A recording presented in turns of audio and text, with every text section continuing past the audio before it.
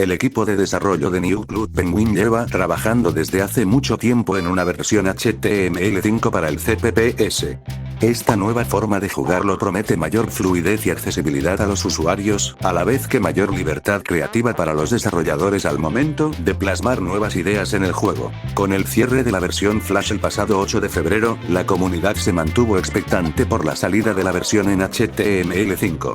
Pues el momento ha llegado este 14 de febrero. Tras haber estado por unas semanas en periodo de beta testing, finalmente ha sido abierta a todo el público. ¿Será acaso que es exactamente igual a como lo recordamos, o quizá trae sus propias novedades? Veamos qué tiene para ofrecernos.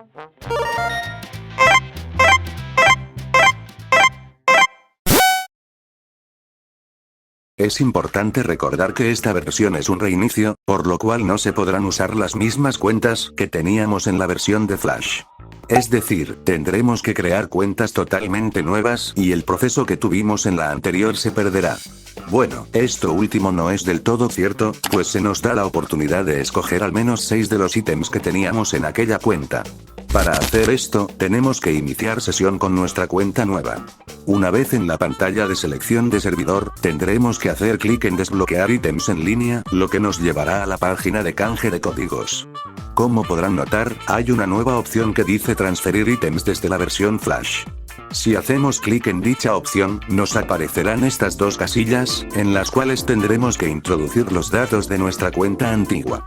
De esta forma, podremos seleccionar los 6 ítems que queremos recuperar.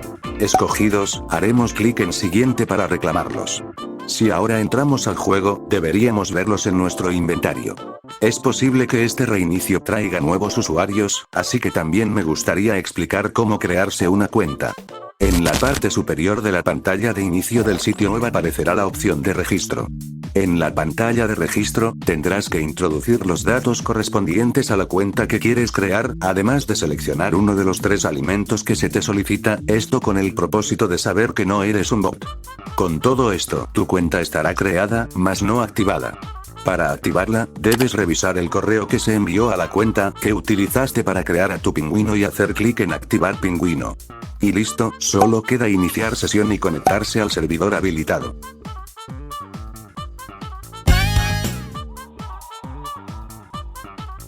El centro estará ligeramente decorado para celebrar el paso de la beta cerrada a la abierta. Justo en medio de la sala será posible reclamar un bonete conmemorativo. Como dato curioso, este bonete es diferente al que estaba disponible en la beta cerrada.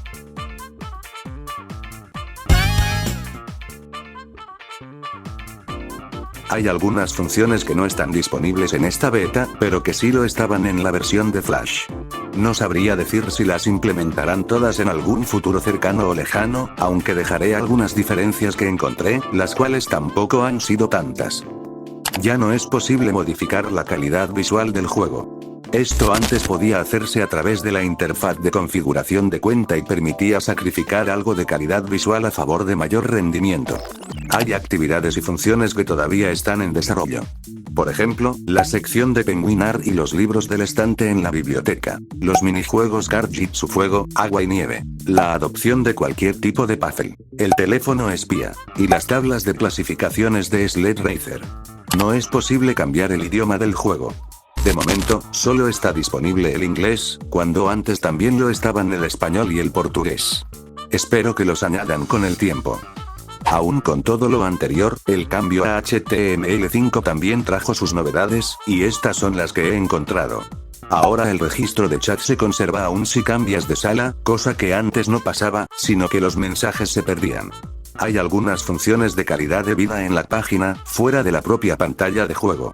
Gracias a esto, puedes borrar caché, modificar el tamaño de la pantalla de juego e incluso poner en pantalla completa al sitio web. Estas son algunas pocas diferencias que he encontrado entre las dos versiones. Les agradecería que comentasen si ustedes encontraron alguna que se me haya pasado por alto para que así todos estemos informados.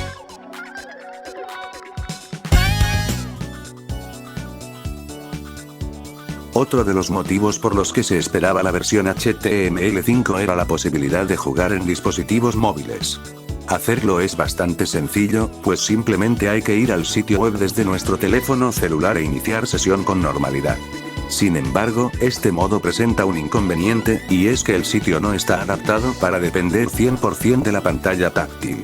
Con esto me refiero a que actividades que dependen del teclado como, por ejemplo, jugar los minijuegos Aquagraver o Carrito Surfero son imposibles de hacer.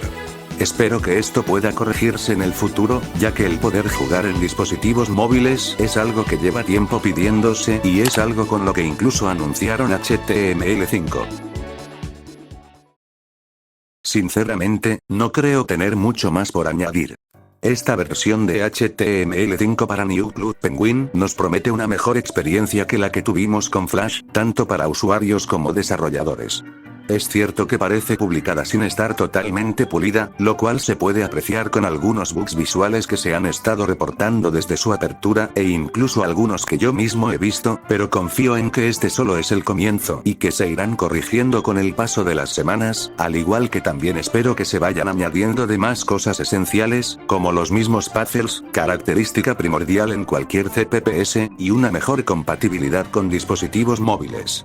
Sin nada más que decir, me despido y les deseo un feliz inicio de etapa.